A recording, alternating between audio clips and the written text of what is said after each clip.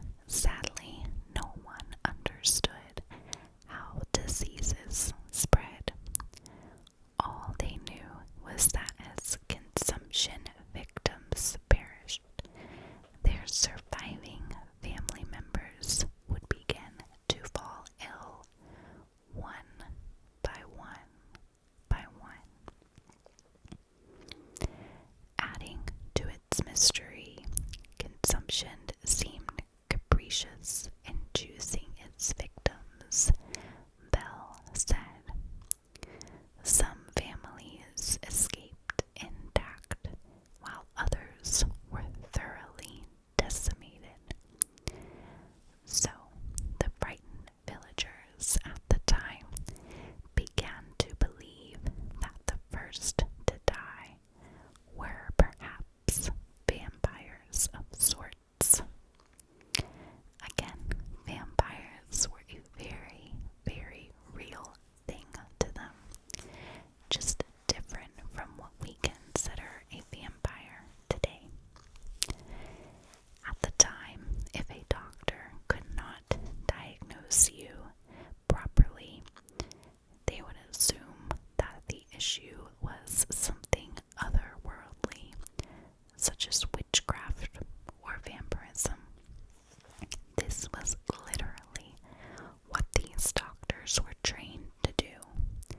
If they didn't have an answer, it was blamed on something else. And to the townsfolk at night, those sharp-toothed bloodsuckers would wriggle out of their graves and physically, so we could say, stalk their own families and slowly but surely suck the life out of them until they too would die a horrendous, horrendous death.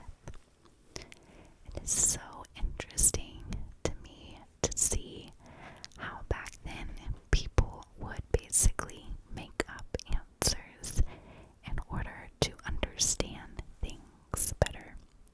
It's very interesting. So the terrified villagers reasoned that if this was what was happening, there was only one way to stop these vampire attacks. But first, they would have to dig up the bodies of their loved ones and examine them. If a corpse was dug up and appeared to be less decayed than expected, the townspeople would slice the bodies open and sift through the internal organs. If the organs contained liquid blood, then a person was deemed possessed. That is not a job I would want. I find that pretty nasty. Bell also said the theory seems to have been that this corpse was being inhabited by some sort of evil spirit that was sustaining itself by draining the life or blood of the living. This spiritual possession had to be destroyed, and the evil bond between the living and the dead needed to be broken, usually by burning the infected organs and sometimes feeding the ashes to those who were ill. I can't even imagine being sick and being told that I needed to eat the ashes of a close family member because it would make me feel better. I would rather be sick and die at that point than to eat a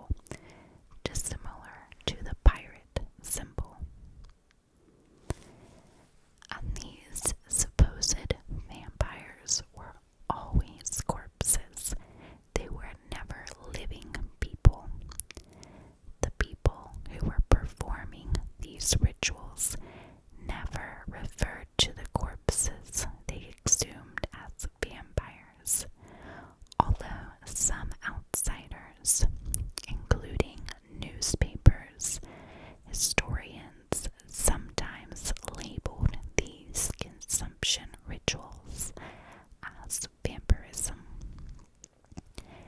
Desperate grave digging scenes continued to play out at least 80 times throughout this vampire panic, which we all know nowadays is a tuberculosis outbreak.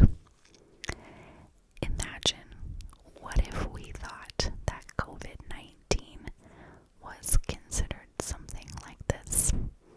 It was considered vampirism or zombies or a werewolf. We clearly do not think that, but just crazy what they did think. So often the bodies were disinterred at night in the dark, which is interesting because the townspeople truly believed that the vampires would leave their graves and attack their family members at night. So if they were to perform these ceremonies and the bodies were not removed from their graves, it would be obvious that this whole vampirism was not the case. But needless to say, these horrible ceremonies commenced and were typically only attended by close relatives.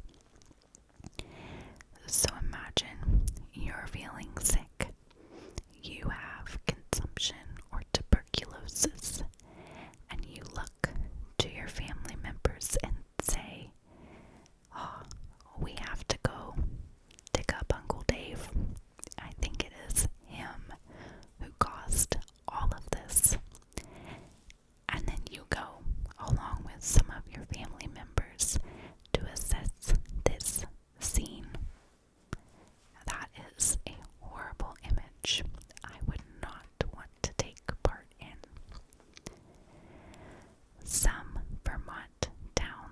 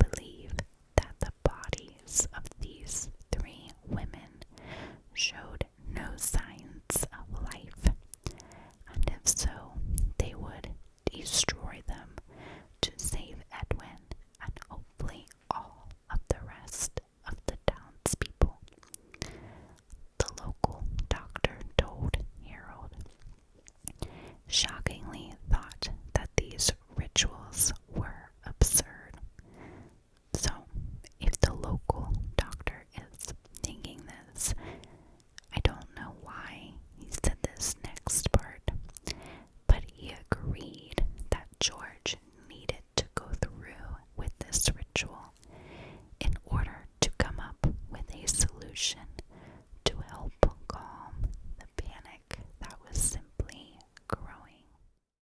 Hello. My name is Angel, and I will be taking over the final portion of this video. Thank you so much to Tiny Little Whispers for collaborating with me and agreeing to do this video. I hope that I can make the remaining portion of this as relaxing as